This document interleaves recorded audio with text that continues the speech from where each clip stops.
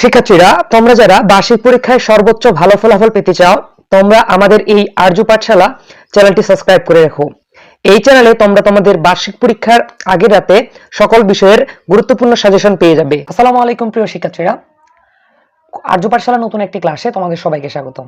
আজকে আমি তোমাদের সাথে আলোচনা করব তোমাদের অষ্টম শ্রেণীর ইতিহাস ও সামাজিক বিজ্ঞান বইয়ের যে প্রশ্নটি রয়েছে সেটি নিয়ে। কালকে যেহেতু তোমাদের পরীক্ষা বিজ্ঞান মানে ইতিহাস ও বিজ্ঞান সামাজিক বিজ্ঞান, তার জন্য আমি তোমাদের একটি প্রশ্ন সুন্দর মতো করে বুঝিয়ে দিব। এতে তোমাদের বার্ষিক পরীক্ষা বেশ সহজ হবে। দেখো, আর তোমরা কিভাবে লিখবে সেই বিষয়গুলো নিয়ে, এবং প্রশ্ন কি তোমরা আসলেই প্রশ্ন ফাঁস বা প্রশ্ন কি তোমরা আসলেই পাবা, এটি কি মূল প্রশ্ন কিনা, তোমরা এটি জানার জন্য তোমরা ভিডিওটি শুরু থেকে শেষ পর্যন্ত দেখবে। ভিডিওর কোনো একখানে আমি তোমাদের সাথে সেই জিনিসটা শেয়ার করব। দেখো, তোমাদের ক বিভাগ থাকবে বর্ণনির্বাচনী প্রশ্ন এবং এক কথায় প্রশ্ন উত্তর। 1 থেকে 15 দাগের 15টি এমসিকিউ প্রশ্ন থাকবে এবং 10টি থাকবে এক কথায় প্রশ্ন উত্তর। দেখো, এই প্রশ্নের উত্তরগুলো মনে করো যে 1-এর ক খ এভাবে প্রশ্নের উত্তরগুলো তোমরা সুন্দর মতো করে খাতায় লেখার চেষ্টা করবে। সো এরপরে হচ্ছে এক কথায় প্রশ্ন উত্তর।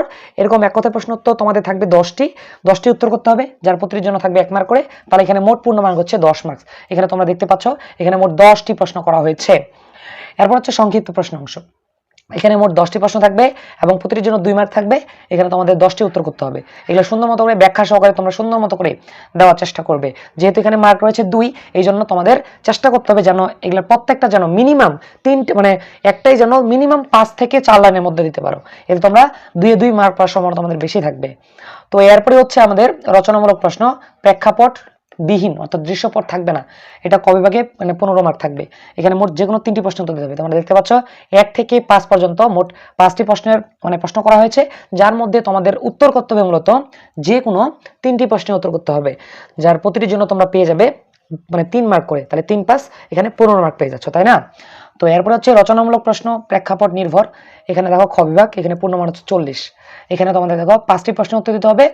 এখন দেখো 5টি প্রশ্নের উত্তরের ক্ষেত্রে দেখো কয়ে মোটামুটি থাকবে তোমার 3 মার্কস এবং ক্ষয়ে থাকবে 5 মার্ক। তাহলে মোট এখানে প্রত্যেকটা প্রশ্নের জন্য 8 মার্ক থাকবে। তো দেখো, মাটি দিয়ে তৈরি করা সকল শিল্পকর্ম প্রাচীনকাল থেকেই সকলের কাছে পরিচিত, বা আমাদের সমাজ ও সংস্কৃতির সাথে এই শিল্পের গভীর সম্পর্ক রয়েছে। মাটি তৈরি যে মৃৎপাত্র, তারপর হচ্ছে আপনার পোড়ামাটির ফলক ও টেরাকোটা ইত্যাদিগুলো গুরুত্বপূর্ণ অবদান রাখতেছে। ক হচ্ছে প্রেক্ষাপটের কোন শিল্পের কথা বলা হয়েছে বর্ণনা করো। ক্ষয় বলা হয়েছে প্রেক্ষাপটের বর্ণিত শিল্প কিভাবে ইতিহাসের তথ্য সংগ্রহ করতে পারে সেটা বিশ্লেষণ করো। দেখো, এভাবে তোমাদের মোট 60টি প্রশ্ন, এরকম ভাবে তোমাদের 60টি প্রশ্ন থাকবে। তোমরা লক্ষ্য করো, আমি তোমাদের দাগিয়ে দিচ্ছি এই 60টি এরকম 60টি প্রশ্ন তোমাদের পরীক্ষায় থাকবে।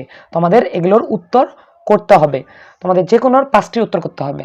তো প্রিয় শিক্ষার্থীরা, তোমাদের এই প্রশ্নটি তোমাদের পুরোপুরি যে সঠিক তা না, তবে তোমাদের এই প্রশ্ন থেকে তোমাদের ম্যাক্সিমাম প্রশ্ন কমন থাকার কথা। আশা করতেছি তোমরা ধারণা পেয়েছো যে তোমাদের প্রশ্ন প্যাটার্নটি কেমন হবে। তো এতক্ষণ পর্যন্ত ভিডিওটি দেখার জন্য আপনাকে অসংখ্য ধন্যবাদ। দেখা হবে অন্য কোনো ক্লাসে। আসসালামু আলাইকুম।